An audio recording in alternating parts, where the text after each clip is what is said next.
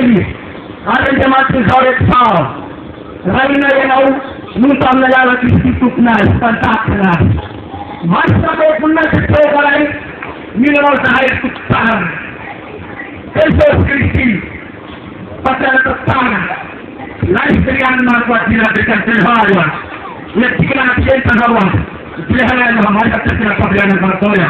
Kita terkena kita sama terkena kabel. Lalu mengajar terkena dari Allah. Seperti masa tadi. Kita jangan kaya. Kita ini kita bapti dan kuat. Tapi masa tadi lah. Lebih dari seluruh. Tapi kan harus ada banyak terkena. Misalnya seperti mantai. Perasaan teknis semua kita tahu. Misalnya seperti mantai. Kita skripsi. Pasal pasal. Lalu orang kata beliau tidak nafsu. Aku berkontrol semangat.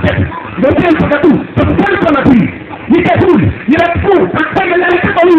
Apa akan terjadi? Usah lagi masukkan. Lekin Allah, mana bukan kerja.